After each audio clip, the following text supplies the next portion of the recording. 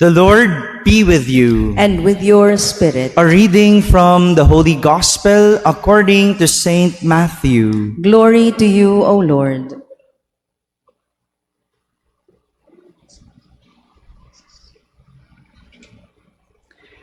Jesus said to the chief priests and the elders of the people, "Hear another parable. There was a landowner who planted a vineyard, put a hedge around it, dug a winepress in it, and built a tower. Then he leased it to the tenants and went on a journey.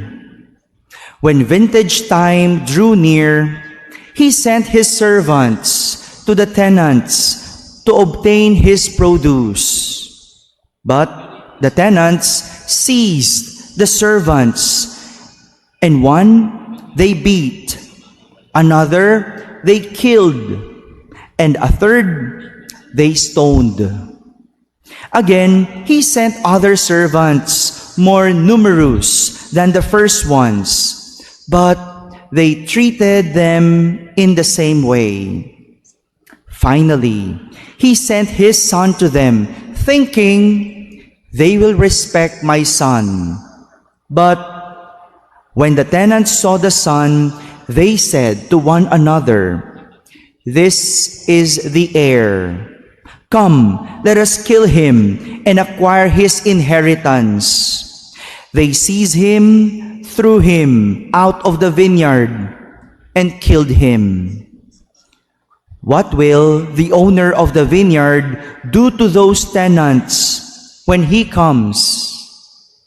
They answered him, "He will put those wretched men to a wretched death and lease his vineyard to other tenants who will give him the produce at the proper times." Jesus said to them, "Did you never read in the scriptures? The stone that the builders rejected has become the cornerstone. By the Lord has this been done, and it is wonderful in our eyes. Therefore, I say to you, the kingdom of God will be taken away from you and given to a people that will produce its fruit."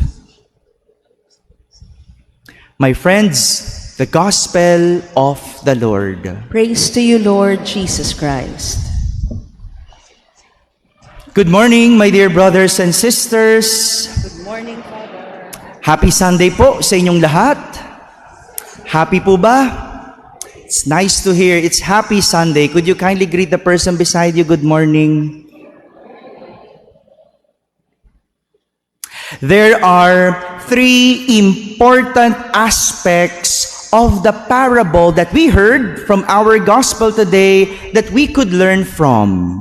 Three important aspects from the parable of the tenants. Three. Let's begin with the first. The owner. The owner was the one who invested everything for his vineyard. He gave everything that are necessary for the vineyard to prosper.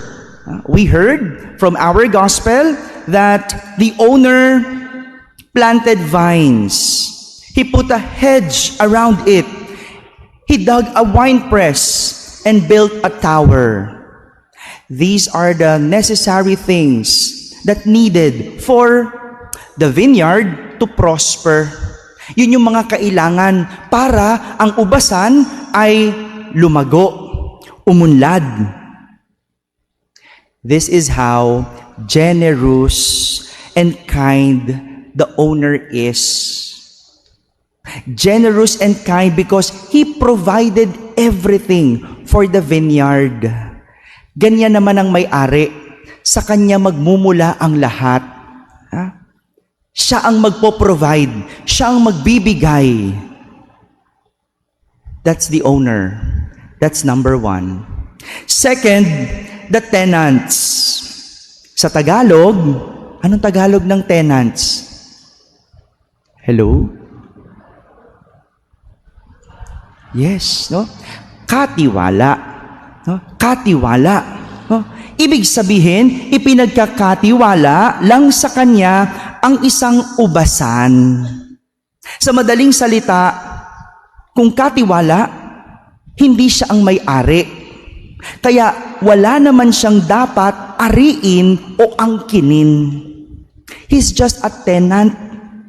Dahil katiwala, siya ang bahala sa lahat. Siya ang mangangalaga. Siya ang magtatrabaho at mag-iintay ng bunga. Siya ang mag-iintay para ang ubasan ay lumago. Siyang magtatrabaho. Siyang gagawa.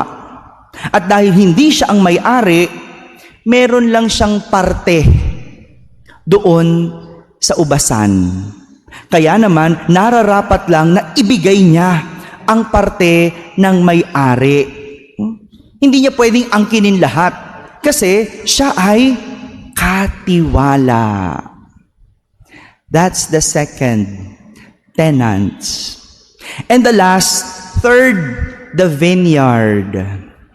The vineyard is the recipient of the owner's generosity. It is where the vines should grow and from where the fruits should be harvested. So, meaning vines and fruits should be seen in a vineyard.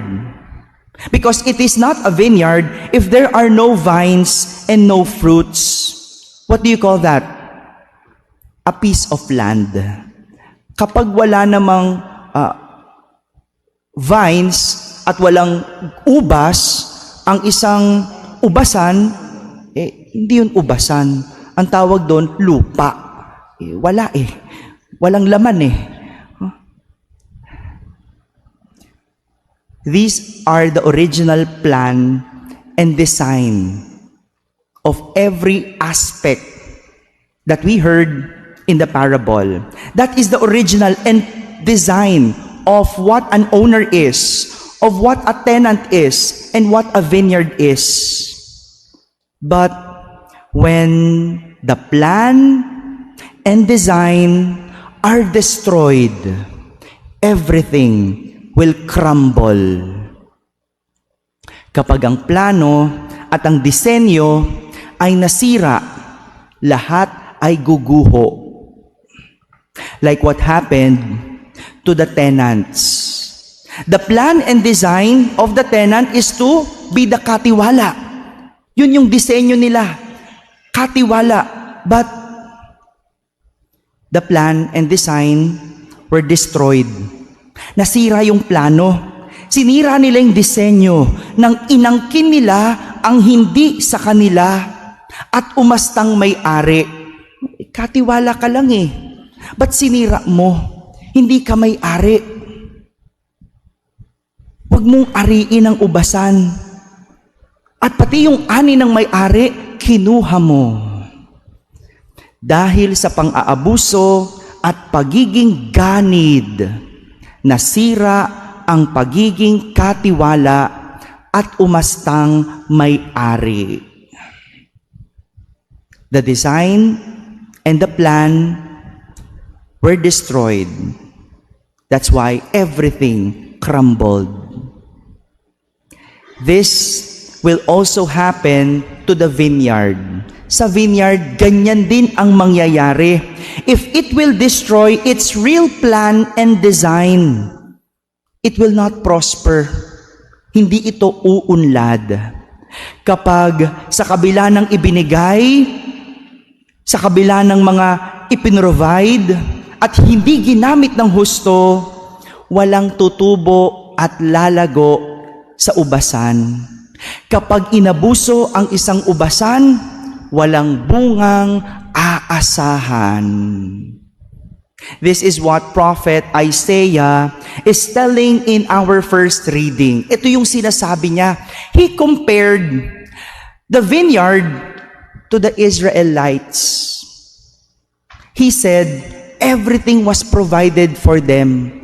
Parang ubasan, binigyan ng pisaan, ng wine, naglagay ng mga hedge, naglagay ng bakod, lahat ibinigay. Like the Israelites, everything was provided for them. Inalis sila sa Ehipto, sa pagkaalipin, pinadalan sila ng mga propeta na magtuturo sa kanila, but they did not grow. Sabi ng Diyos, what happened?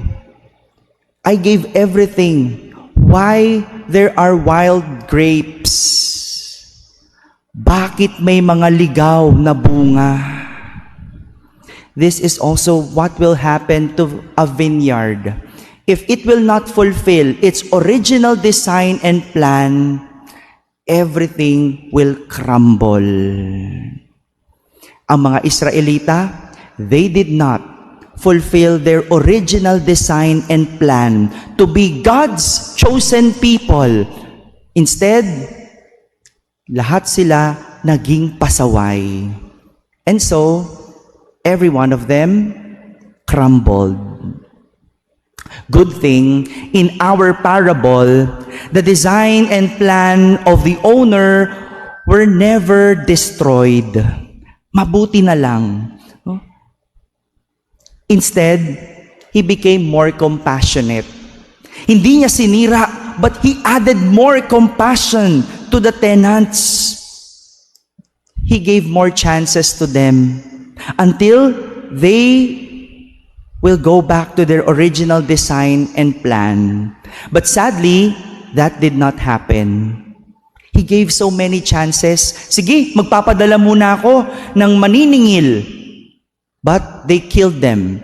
Sige, magdadagdag pa ako ng maniningil. Maniningil pa ako. But, hindi pa rin. Pinatay pa rin nila. Sige, ipapadala ko yung kaisa-isa kong anak. Thinking that they will respect the son. But, they still did not. My dear brothers and sisters, the lesson that the parable of the tenants would want to teach us is that when the original plan and design of God have been destroyed, everything will crumble. So better stick to your original design and to the plan of God, so nothing will be destroyed. Instead, everything will prosper. Lahat tayo may kanya-kanyang disenyo at plano ang Diyos. Ikaw ay isang ina, meron kang disenyo para sa iyo. Ikaw ay isang ama, you also have your own design as a father. Ikaw ay isang doktor, ako, pari, estudyante, we all have our own design. We just have to stick to our designs for us to prosper. Use everything that was provided for us to grow. Huwag mong sirain yung disenyo. Kung ikaw ay isang ama, magpakaama. Be a father. Huwag maging pabaya. Dahil pag nagpabaya, lahat masisira. Pamilya, anak, masisira. Kung ikaw ay isang ina, be a mother. Know your design as a mother. Pag nagpabaya ang ina, lahat din sira. Kung ikaw ay isang estudyante, be a student. Huwag magpabaya mag-aral. Huwag magbulakbol. Huwag puro internet. Huwag puro gadget. Kaya nasisira yung design eh. Your design is to study. Focus on your studies so that the plan and design will not be destroyed and you won't crumble. Mga kapatid, kung bakit hindi lumalago at nagkakabunga ang tao ay dahil sinisira niya ang totoo niyang disenyo at hindi tumutupad sa plano ng Diyos. Kaya sa huli, lahat gumuguho. Lahat tayo may kanya-kanyang disenyo at may plano ang Diyos. Stick to that. Use everything that God has given us for us to grow and prosper. Amen? Amen.